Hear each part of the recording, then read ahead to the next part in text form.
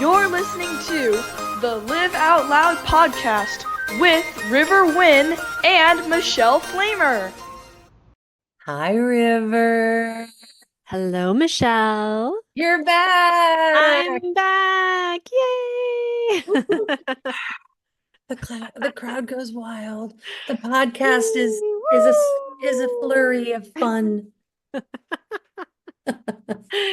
Oh my Yeah, God. So nice to be back. I know it's really nice to have you back. I mean, we are so lucky. We have the coolest people and friends ever who are like, whatever you need, however long she's gone, whatever you need from us. I'm like, sweet. Yeah, So we have it's a really cool circle of people, don't we? We're really lucky. So let's tell the pod what's been happening with you. Yeah, I took some time off because I was just out of spoons. Can you tell people what spoon? I mean, I did a quick little blurb on Mhm. spoons as you heard, but in your own words, because I think it's important. The way I explain it to my kids, because it's a concept I use with my kids a lot, the way I explain it to them is Because you it's still a start. new term. Yeah, it's A it's lot been of people around still for haven't a heard couple it. of years, about 5 years or ish, or that's how Yeah. long I've been aware of it. But it's been around in the mental health for a while. But the way I explain it to my kids is that you start every day with a certain amount of spoons, and each spoon can go towards one activity, like one energy output. So you have your socializing spoon, you have your doing your chores spoon, you have your getting dressed, you have like all of these spoons go to different tasks. And as you use them up, you run out of spoons. And by the end of the day, you might be completely out of spoons, or you might have some left for different tasks. And those spoons, for me, ran out. So I wonder, like, I have to look up, like, why spoons? I wonder why they use that It's just a fun terminology. concept. Like, I think for a lot of people, it's just a visual and just like Like a a concept that dishwasher just kind can of like, thing. Like yeah, you like, keep putting the spoons in the dishwasher and then you're out yeah, of spoons. yeah, yeah. It's just a visual Mm-hmm. concept, and it works. And my kids totally get it. Hmm. They love it. It works great for them. Like my daughter, who's 9, will just, Mom, I'm out of spoons right now for friend time. Mom, I'm Oh, out of spoons right now for school. So she'll aw. tell me and just make a distinction of like what spoon she's out of.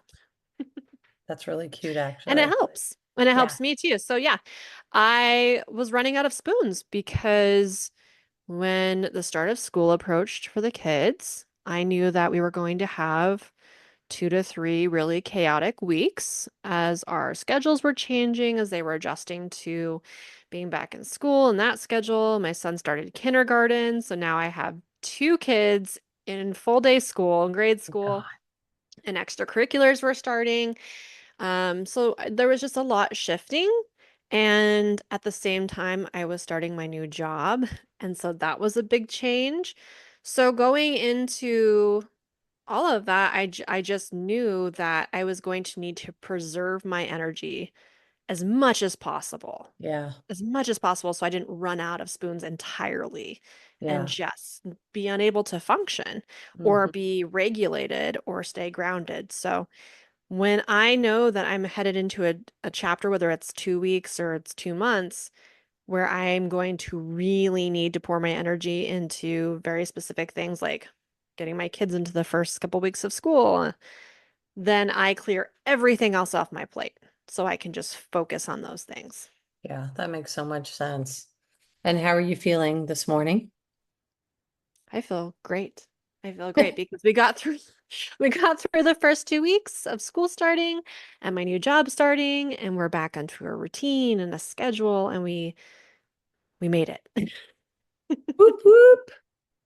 You made it. Literally Thursday evening after dropping my kids off to their dad, I was like, we made it. Hey, I What can was record now. what's that cute song? Hey, look, we made it. I don't know that one, but yes, I made it. Yeah. It was just literally this energetic shift of, okay, I got through that. I can bring things back onto my plate now. Yay. Well, I'm happy you're back. And What do you want to talk? What was the topic today? What do you want to chat about? We were going to talk about trusting the process. Yeah, Trusting the process when it's a things good are one. unknown.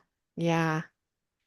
Yeah, we've talked about it a little bit before, but I know for me right now, it's kind of the theme where Mhm. in the midst of the kids starting school and then starting this new job and leaving my nanny job, there's just a lot of shifts happening and there's a lot of unknowns. I Mhm. don't know what the future is going to look like as I'm shifting through these changes.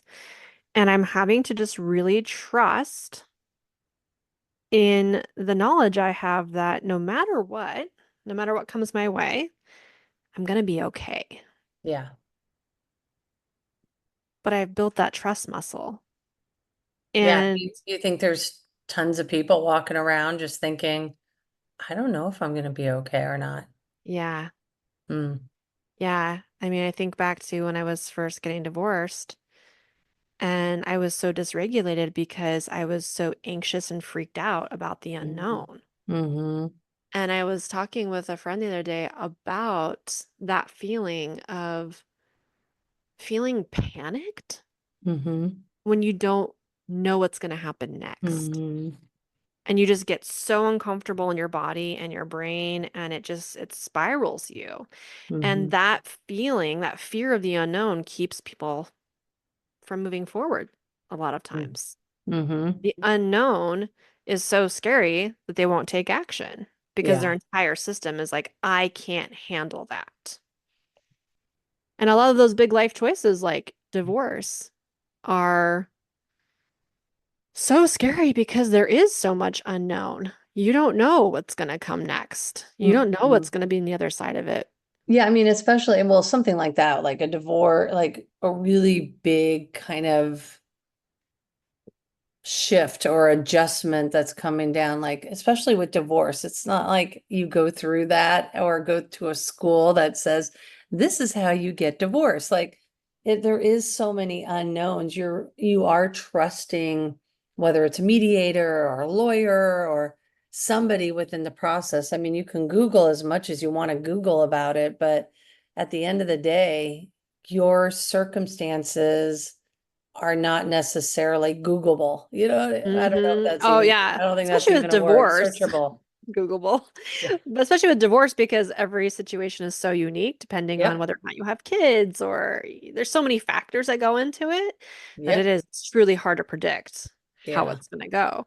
And along the way, like you may think that you knew your spouse really well, but then they become a different person in the divorce process. You Yeah. become a different person in the divorce process. And Hmm. emotions might be high and you can't predict the outcome of Hmm. things. So yeah, have building a trust muscle, building faith and a foundation of knowledge that no matter what you go through, no matter how uncertain the future is and how unknown it is, you're gonna be okay. Yeah.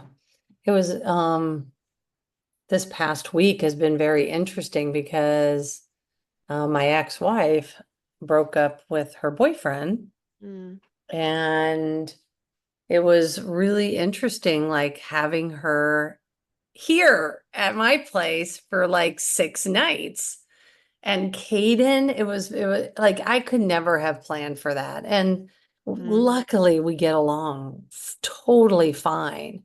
And but there was a moment, that first day when she came over and she's like, I don't know, what's gonna happen. And there's so much unknown. We still have a lot to talk about and things like that. Not me and her, but obviously her and her boyfriend.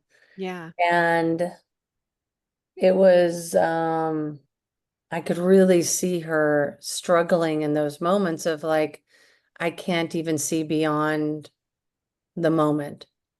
It's like Hmm. I can't see beyond that. And I just said, well, you do know you're going to be okay. And she said, I know at some point I will be okay. Hmm. But she didn't trust anything in that moment. It was just waves of emotions, and I mean, rightfully so. And Yeah. it sort of happened in a weird, abrupt way, and I'm not going to divulge anything, but there was no icky stuff on either side. You know what I mean? Like Mhm. it was just literally, it was just something that was just, you think you've seen or heard stuff, and you feel like, knowing now more about trauma and reading about traumas and childhood traumas and having friends who have gone through trauma and dating people who have gone through trauma, you just don't know what you don't know until it like hits you in the face. Yeah, and I think especially for, I mean, for everyone, but especially people who've been through pretty intense trauma, Yeah. you know, the unknown is really unsafe. It's really Mm-hmm. unsafe. And the feelings that come through when you don't know what's going to happen next, um, it puts your body into such a state of chaos. Like your Mm-hmm. nervous system just freaks out. Yeah. Um, and that is a really uncomfortable place to be. And Mm-hmm. so most people have this, instinct to protect themselves. And a lot Mm-hmm. of the parts inside of us, referring to internal family systems, the parts Mm-hmm. are working really hard to Yeah. protect us. And so Mm-hmm. that anxiety comes through and that fear comes through, and we get so stuck listening to those voices of, this is scary, this is bad. The world is basically ending, is what it feels like Mm-hmm. in our systems in those moments. And one of the greatest lessons of my divorce has been the past 3 years, almost 3 years, is building that trust muscle Mm-hmm. and seeing the evidence over and over and over again, and coming to trust it, that it's not the end of the world. No. That not knowing what's going to happen tomorrow or not knowing where I'm going to be 6 months from now, um, it's not the end of the world. No, I think And I it think I think even with people who are super struggling, like really going through a very warranted, like whether somebody in their life, their life is facing cancer or, Mhm. and every issue, or not, I don't want to say it's an issue, but every challenge or obstacle in our lives, um, I really try to bring my friends who are really in those places, like, hey, back to center. Like, hey, let's Mhm. just focus. The only thing we know is literally the now. Mhm. Eckhart Tolle, said it best, the power of now, power of just being present. Mhm. And I find that to be the best space to be in when you don't know what's coming. Yeah. And I'll give a little bit of a personal example right now. Mm-hmm. Like I'm shifting from a job where I was being paid weekly, which was Mm-hmm. wonderful, to a job that is more aligned with where the direction I want to be going in life. Yeah. And I get paid monthly with that job. So now I'm in this space where I'm like, okay, I'm gonna be making more money. That's so great. This job is so aligned, the schedule's great, all of that. But there's a lot of insecurity in the shifting process for me financially of like, okay, for the next month, things are going to be different. They're going to be Mm-hmm. tight. It's going to be a struggle. I don't know exactly how I'm going to make it all work. This morning I was journaling and I wrote in my journal, I have no idea how I'm going to be paying all my bills this month. Mm-hmm. No idea. Because you don't In get this paid until like the first Right. or And I am whatever. not in a chapter of life where I have like a saving, like a massive savings account that I can Right. rely on or anything like that. I'm a single mom who's living paycheck to paycheck right now. And I wrote in my journal this morning, I was like, I should be freaking out right now. In the past, I would be freaking out right now. I Mm-hmm. would be upset. I would be crying. I would be calling my friends and being like, what the fuck do I do? And just like in Right. crisis mode about this.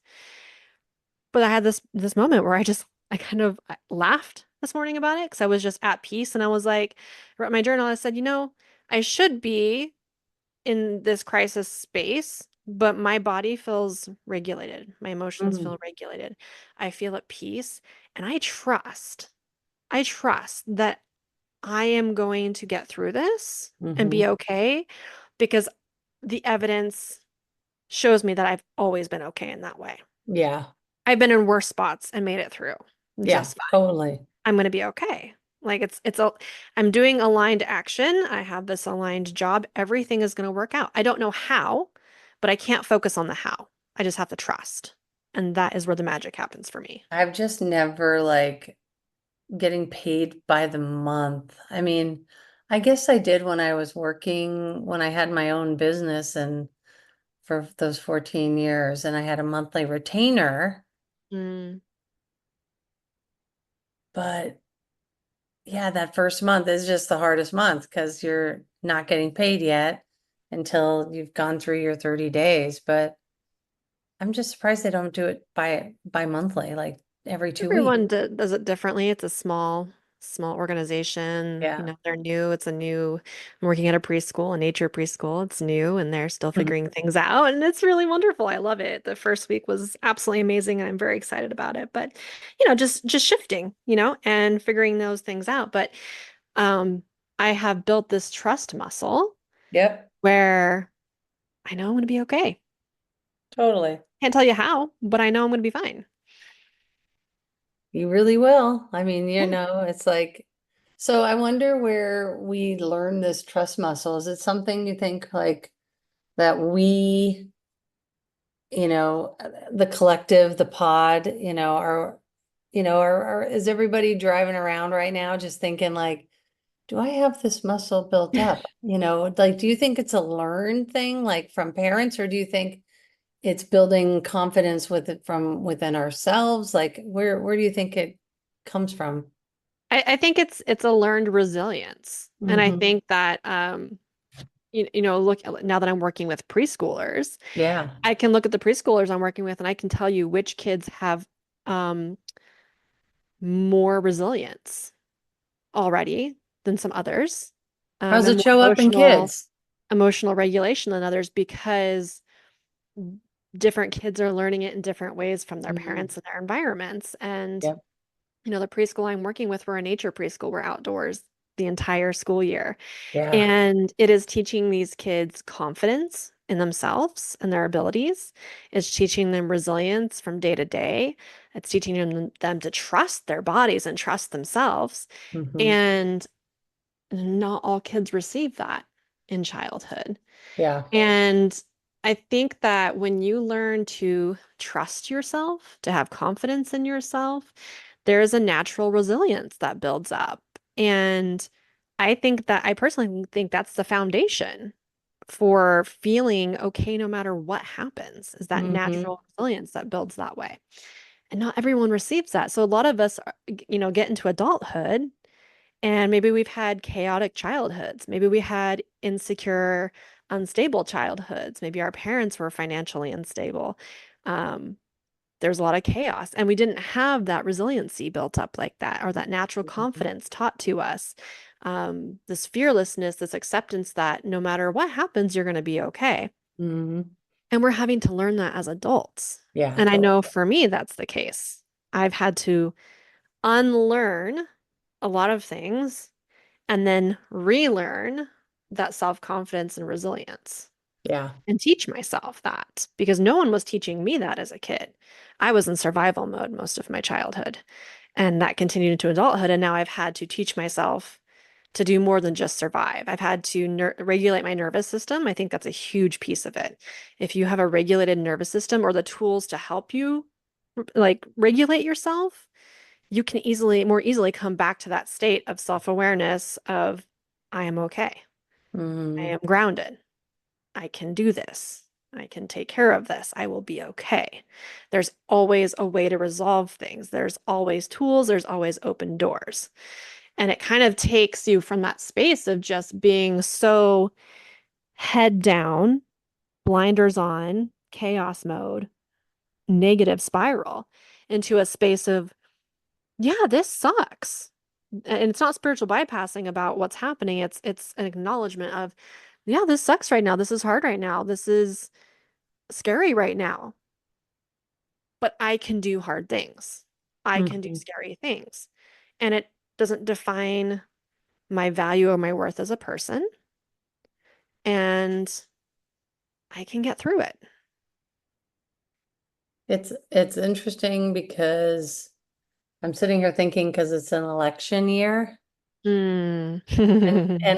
And you know, it's such a it's the tone across both parties right now getting so close. We're in September. You know, it's like the big final push, and I'm so grateful I don't frickin' have cable because those political commercials literally kill me. They get so annoying at by that last couple of weeks of October because Mm. that final push towards November and vote, election day. And I have so many conversations over the last couple of weeks, and especially when I was up in Canada for a trade show, Mm-hmm.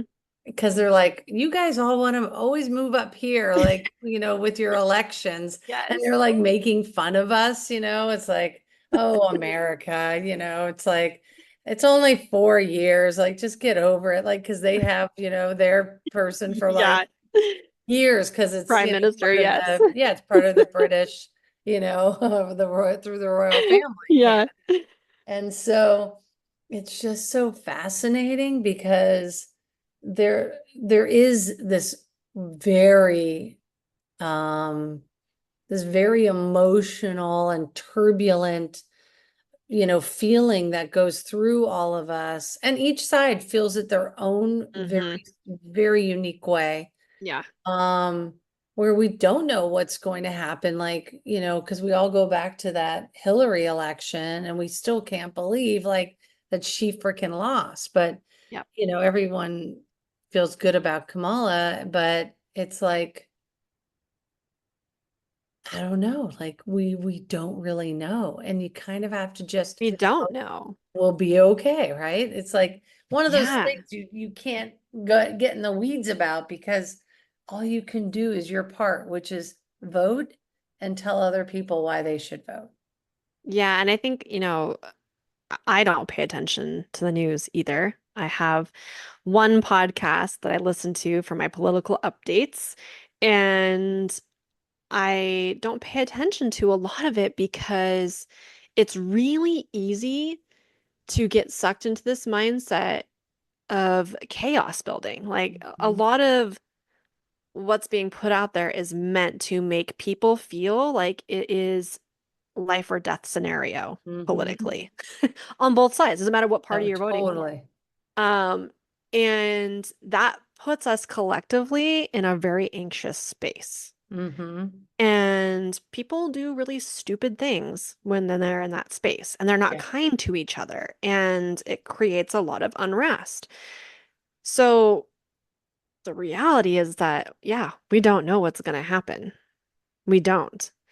But each one of us as an individual has to take a pause and take a deep breath and be grounded about it and focus on the facts, which politician aligns with what I would love to have as an individual and a citizen of this country, and then vote.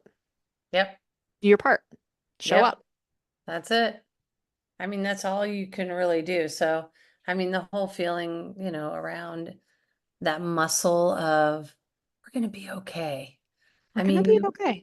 it's not even about religion at that point. It's having faith in you and faith in ourselves, and really building that self-worth Mhm. and self-love um piece, because at the end of every day, it's really us that makes the decision for what we need to do for our children, what Mhm. we need to do for our aging parents, or, what we have to do to support a friend in need, or whatever that is. And I think you do have to have some type of faith in our own capacity of making the best possible decision for ourselves. But I will say that better decisions come out of staying present Mhm. than like we like to say sometimes, future faking ourselves, or, Mm-hmm. falling in love with the idea, or, romanticizing the idea Mm-hmm.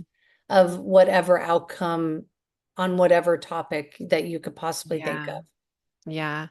I tell my kids all the time, you have no control over anything external to you. Hmm.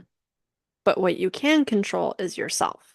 Yeah. And you can learn to regulate yourself. You can learn to listen to yourself and to know what your needs are and what your boundaries are. Like you have the power and the ability to take care of your internal world.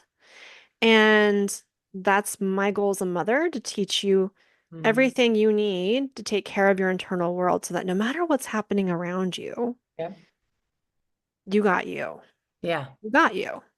for sure. I think that's really all you can do. I mean, the book The Power of Now taught me that a long time ago, and I listened to it because I read it the first time, and I really do like reading it better because I have a hard time with his very, like, I don't know if it's Austrian or German, but it is a very thick accent, and Mm, sometimes I have a hard time listening to the playback. Plus, I think I just take in things better reading, but um, yeah, I think just staying present is really the key to, if you don't know what's going on, you don't know what's happening, you don't have a crystal ball, what? You know what I mean? It's like yeah. we like to say, what, the vortex, and Yeah. in the sense of just it's just going to be what it is. But When you surrender to not knowing what's going to happen mhm. next, when you surrender to not focusing on the how it's going to happen next, and you just be I present, mean, I'm gonna it say makes something, and life so much more peaceful. mhm. But I'm gonna say something, and I'm sure some of our friends are gonna razz me for it. But at the end of every day, it's like whatever's for us won't pass us by. And I like to really drive that home. And I have a feeling like, there's a few friends who are so sick of me telling them this. But then after I say that, they always go, God, I always need that reminder because you're Yeah. right. Like, and I think it's trusting that if it's happening to us, it's really happening us for us, right? Like, Hmm. and if we feel rejected from whatever the issue, whatever the scenario is, like we're rejected in a job, or rejected in of being loved, or a relationship, we're rejected, we're rejected over, like, it's just redirection, right? Like it's Yeah. not really rejection, it's just redirection. So Hmm. I think you can't get into the weeds anymore with shit. It's like, look, is it happening today? If not, just like focus on the day. Yeah. Yeah, because the how will make itself clear. And you're Yeah. gonna get little nudges along the way. I mean, just even as a personal example, like last example here is that, this new job I started, it's Hmm. so aligned with things that I have expressed a desire for a long time. Um, Collaboration, freedom, being in nature, working with kids. I love working with kids. Um, but also in the process of this job starting, I have now connected with some parents who we're having the conversation around, hey, this is for preschool, but there are some of us who would love to have a program like this for grade schoolers and Yeah. homeschoolers. And I'm connecting with some new parents that I haven't met before who have a similar vision for their kids and Hmm. aren't content with the public school system. And there's been some conversations, even in my first week of school, of like, how would that look maybe for some collaboration in the future on, schooling our kids in different ways? And that just is lighting me up. And I'm like, that is so cool because I Hmm. never would have connected with these people if I hadn't taken this job and gotten the nudge to take this job. Yeah. And that aligns so deeply with what I want for my kids. So I could get all caught up in the like, yeah, let's make this happen, you know? But right now I'm like, I'm gonna sit with it. I'm gonna see how that unfolds. Let it come to me. I don't have to worry about the how. If it's meant to be, it will happen. It will 100% happen. Yeah. I think the surrender is still literally one of my favorite things. And it's not like, I mean, I kind of use it as a spiritual cop out a little bit because there's like this moment of, God, this just feels so heavy and like I don't know exactly where or what's gonna happen. But I just sort of look up and I'm like, all right, I know you've served me well so far. Like, all right, angels, guides, spirit, Hmm. universe, whatever you want to say. But it's like for me, it's just like, all right, I'm just gonna leave it to you. Like Hmm. it kind of just takes it all out of it. Like I can Yeah. cross that off my to-do list. It's like, Yeah. It let's brings you to ruminate. more Like peace. there's a little box on my list.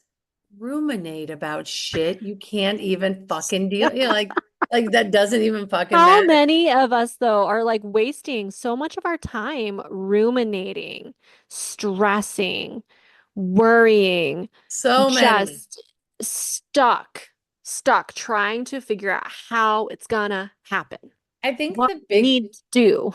I think the biggest win just and it just popped in because we were just talking about ruminating. I think the biggest win for me over this last maybe 3 months has been that I'm not ruminating as much around things anymore because Hmm.